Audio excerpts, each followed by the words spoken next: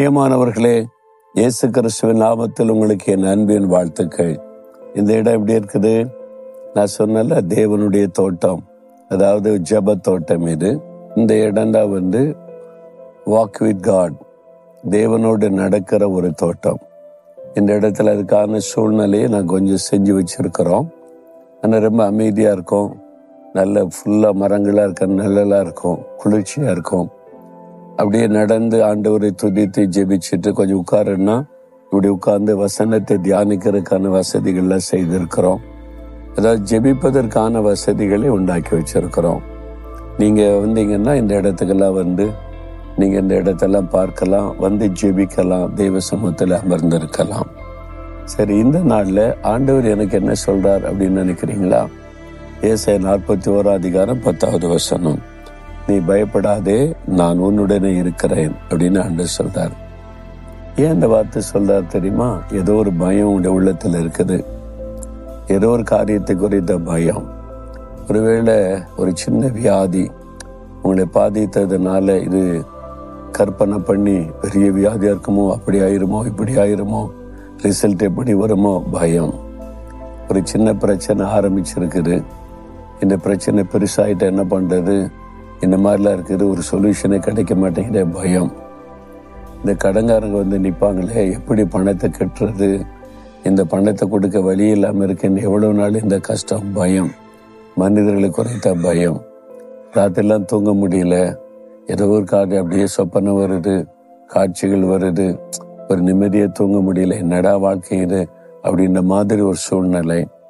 இப்போ நீங்க இருக்கிற சூழ்நிலை, இந்த தேவைக்கு என்ன பண்றது அப்படின்ற ஒரு பயம். ஏதோ ஒரு பயம் உங்களுடைய உள்ளத்துல ஆரம்பிச்சிருக்குது.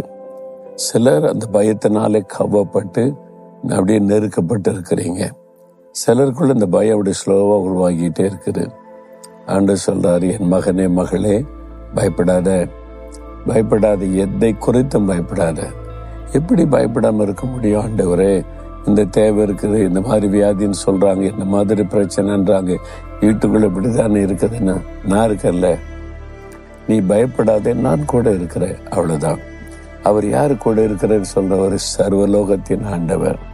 அவரால் குணமாக்க முடியாத வியாதி ஒன்றும் இல்லை, அவரால் தீர்க்க முடியாத பிரச்சனை ஒன்றும் இல்லை, அவரால் கொடுத்து முடிக்க முடியாத பெரிய கடனும் இல்லை. 3 கோடி கடன் எல்லாம் அப்படின்ற நேரத்தில் ஆண்டவர் மாற்றி கொடுத்திருக்கிறார். எத்தனை பேர் சாட்சி சொல்லி இருக்கிறாங்க. கேன்சர் வியாதியெல்லாம் இல்லாம பண்ணி இருக்கிறார். வழி இல்லாத இடத்துல வழி திறந்திருக்க எத்தனை சாட்சிகளை என் ஊழிய பாதையில பார்க்கிறேன். அவர் சொல்றாரு, நான் இருக்கல அவரை கூட.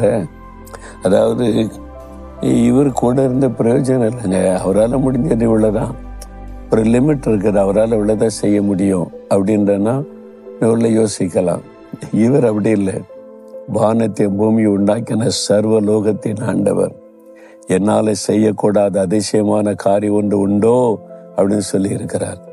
அவர் தான் சொல்றாரு, நீ பயப்படாத, நான் உனக்கு கூட இருக்கிறேன்னு. நீங்க சொல்லுங்க, ஆண்டவரே நான் பயப்பட மாட்டேன், ஏன்னா நீங்க என் கூட இருக்கிறீங்க அப்படி சொல்லுங்களேன். ஒரு தைரியம் வந்துடும். அப்போ உங்களுக்கு ஒரு பலன் வரும் பாருங்க.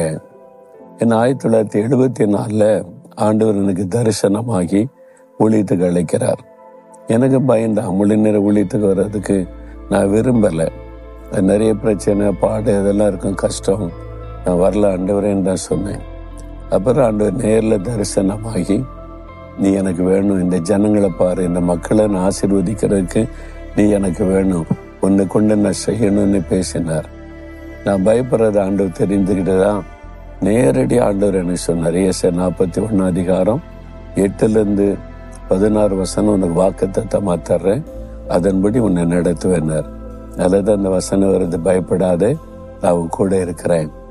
இப்பவும் நான் கடந்து வந்த ஊழிய பாதையில 50 வருஷம் ஆயிட்டு. 74 ஆண்டு வளர்ச்சாரில் எத்தனையோ பாடு, பிரச்சனை, நெருக்கம், பயப்படுகிற சூழ்நிலை. அப்பெல்லாம் ஆண்டு சொல்லுவார், நான் உனக்கு என்ன வாக்கு கொடுத்தேன், நீ பயப்படாத, கூட இருக்கிறேன்னு சொன்ன. ஆமா ஆண்டவரே, நீ பயந்தபடி ஏதாவது நடந்திருக்கா? ஒன்றும் நடக்கலை.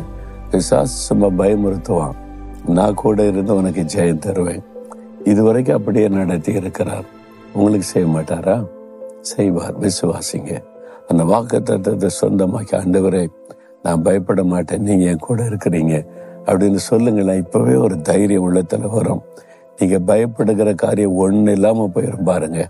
அப்படியே சொல்லுங்க, இயேசுவே நீங்க என் கூட இருக்கிறதுனால நான் பயப்பட மாட்டேன்.